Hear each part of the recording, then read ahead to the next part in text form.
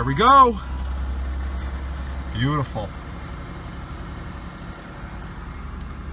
So I assumed it had a bad coolant level sensor in that tank, because you can see that thing was full when we checked it. But otherwise everything looks good. Good oil pressure, fuel gauge works. No check engine light. Oh, these are OBD1s, so they're not going to tell you much anyway. But she's running. Let's have a listen.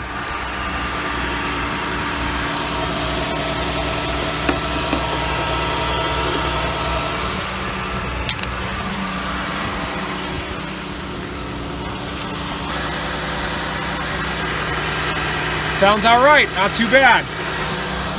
No knocking or ticking or anything weird. Let's go see if it's smoking real bad. Obviously it's gonna be a little, well, that's typical. It's 12 degrees out here, but nothing abnormal.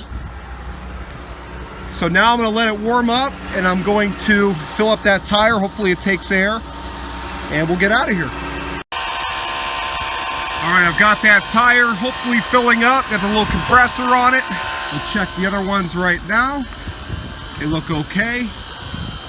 Let's hear how that engine's running. Sounds good, nice and smooth. Recent alternator, it looks like. Well, 2005. Not recent, but not original.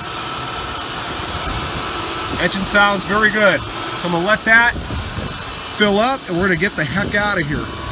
All right, you can see the trunk has some floor mats, but nothing bad. Usually when I see a big bottle of coolant or something, I start to worry. I checked the oil again, and it is clean and gold and right at the level where it should be. The transmission fluid is beautifully pink. The transmission fluid's looking good. About what you'd expect to see for the year. Not, you know, perfectly pink, but not brown or burnt. So it looks like we'll be out of here in a minute. The tire's filling up. I've got the plate in the back and we're good to go, hopefully. So my girlfriend's going to be sleeping and the Century is going to drive that back. And I'm going to drive this, and obviously, as I always do, I'll keep you guys updated on how it's running and if we make it back to my house. All right, well, we got brakes. It's the first good thing. Got brake pressure. We're into overdrive. It moves. Question is, does it shift? We'll find out in a few minutes, I figure. Probably get second gear in this parking lot, but won't know about the other gears to get on the highway.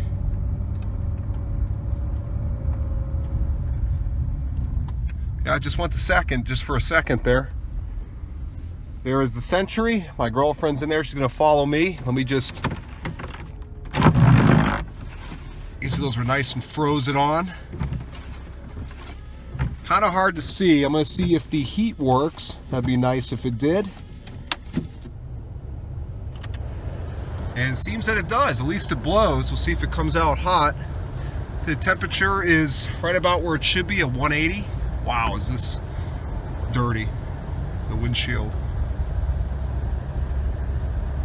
Just keeping an eye on my gauges. Oil pressure's in check. Voltage is good.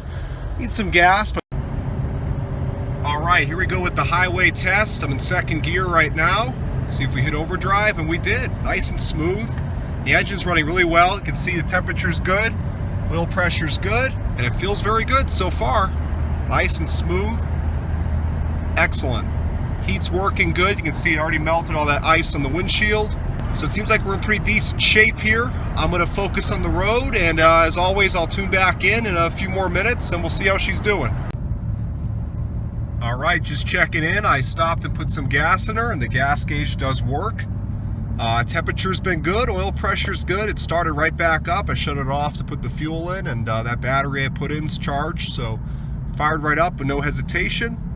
Thing drives fantastic, and like all these cars that have been sitting over at the auction for a bit, the more you get in and drive it, the brakes start to work better, it grinds the rust off, the flat spots go away in the tires, they start running better and better and better, and this one's no exception. Just like the Century, when I picked that thing up, you know, the brakes were squealing, the tires were thumping, and now I've been daily driving that, and it's perfect. I mean, the brakes are perfect, everything's perfect on it. So same scenario here with this Cutlass so far. It's driving really well. This is your classic donated elderly person's vehicle. Beautiful view, huh? A little cold out there today though with the ice. But if I had to guess, this was an elderly person's vehicle. You can see even the oil was changed pretty recently.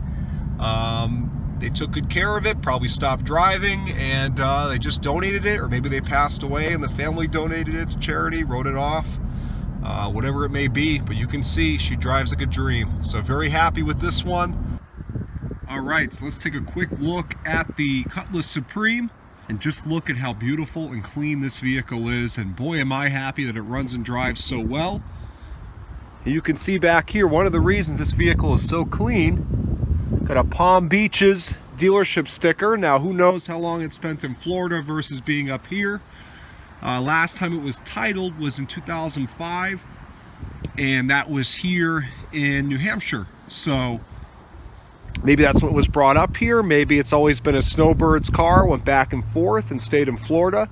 That'd be my guess, because there is absolutely no rust underneath this vehicle, and it would be hard, especially on an older GM vehicle like this, to keep it that rust free driving it through the winter, unless they were fluid filming it or something. I'm not sure, but you can see this car is immaculate.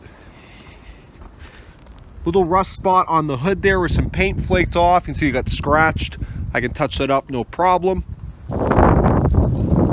What a sharp looking car. Very unique styling. It's sporty, but land yachtish just the same. This was that era of trying to make Oldsmobile less of an old man car and more appealing to younger folk. You can see it's got alloys, which is nice. No hubcaps like the Century over there.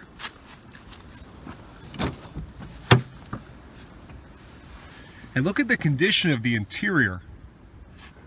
It's in beautiful condition. There's no issues with this interior at all.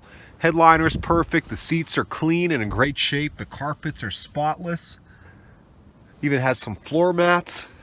If we open the glove box here, we have the owner's manual, which is great to see. The books are still with it. You see there's no fit issues with the interior. Everything is nice and tight, no warping. That's very typical for the vent there to pop out. You can pop that right back in with a little bit of super glue. But in great shape. The radio works excellent. Let's see if the horn works. Horn works. Yeah, it sounds almost kind of Italian. Kind of like Italian exotic, that little tiny horn. Anything left in the center console? We have, oh wow, look at that. Schumacher Buick Oldsmobile. Sounds like something from South Florida. But, so it probably originally is from this dealership. And then, well, we have 407 area code. Oh, West Palm Beach. I knew it. It's a Florida car. So it came from that dealership originally. And we have one in the back here. It said, what? Oh, same thing. Schumacher. And of course, one thing I always love to see, and you know it was an older person's car, when you have the AAA sticker on the bumper. Always the case. When you see a AAA sticker on a car like this, it's an older person's car.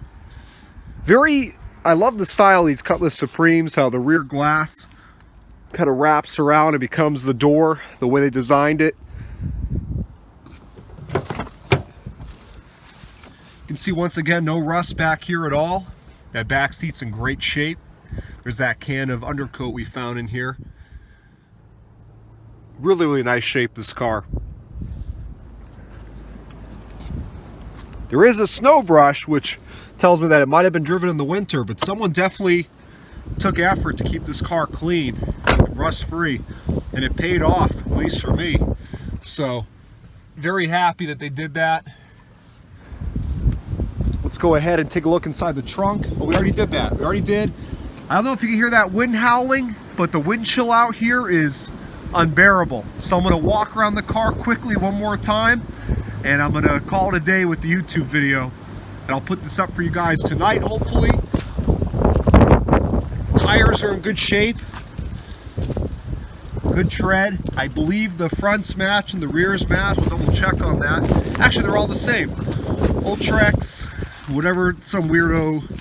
Ultrex, whatever. They're the same tire. Overall, very clean engine. I don't see too many new parts in here, which is good and bad. It's a very good engine. The parts do last, including the engine themselves, but usually when you see all original parts, that means it'll be your job to start changing them all when they fail one by one. We did see that alternator was changed in 2005. Other than that, I don't see anything else. Anyway, guys, that's going to do it for me. I'm tapping out. Too cold out here. Just going to rinse the salt off real quick and call it a day. Thanks for watching, and keep an eye out for the next one. I'll be going back up to the auction on Saturday, see if we can save some more cars just like this one that are way too nice to be in the junkyard. Thanks for watching. Keep an eye out for the next one.